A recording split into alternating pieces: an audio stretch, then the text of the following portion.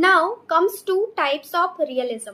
Realism basically सबसे पहले realism classical realism के तौर पर सामने आता है। सो क्लासिकल रियलिज्म में कुछ थिंकर्स जो कि पहले हैं ई एच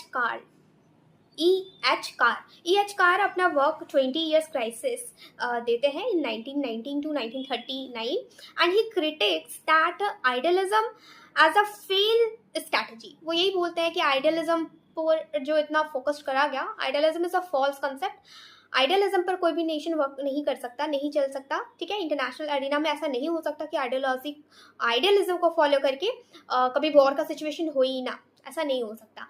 सारे कंट्रीज को खुद का सेल्फ हेल्प खुद करना पड़ेगा। कोई किसी पर इंटरनेशनल जस्ट ऑर्गेनाइजेशन नहीं होती, जैसे कि रियलिज्म कहते हैं कि इंटरनेशनल बॉडीज नहीं होती, कोई किसी पर पाबंदी नहीं लगा सकता, रोक नहीं सकता, और सबको अपने नेशन स्टेट की सुरक्षा खुद ही करनी पड़ती है, राइट। कोर में सिर्फ स्टेट होता है।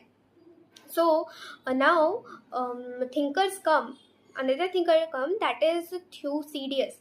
वो अपना वर्क देते हैं पेलोपोनेशियन वॉर, ठीक है। और इसमें भी वही बताते हैं कि हाउ रियलिज्म इज इम्पॉर्टेंट, कि रियलिज्म को अपनाओ, रियलिज्म के साथ ही कंट्रीज चलती है, यही आइडिया सबसे बेस्ट है, ठीक है। सो ये सब कुछ क्लासिकल रियलिस्ट बात करते हैं। देन हेंस मॉर्गेंथ्यू आते हैं, he is also a thinker and ये अपना वर्क देते हैं politics among nation, the struggle for power and peace in 1948।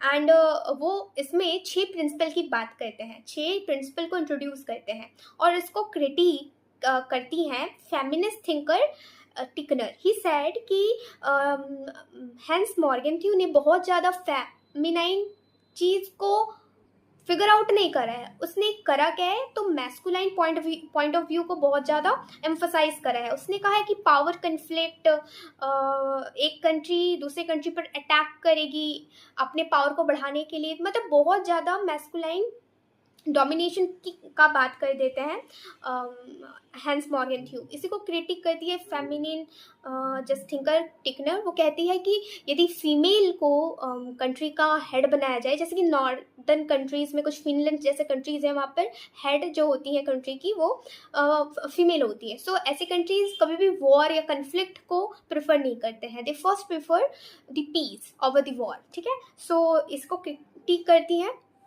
Just like the hope set कि इंटरनेशनल एरिना में कौन किस पर अटैक करते ये कहा नहीं जा सकता, वॉर अगेंस्ट वॉर का सिचुएशन रहता है हमेशा। एंड ये अपने बुक लेवाइथन में भी इसी के बारे में बात करते हैं। And मॉर्गेंथ्यू also favour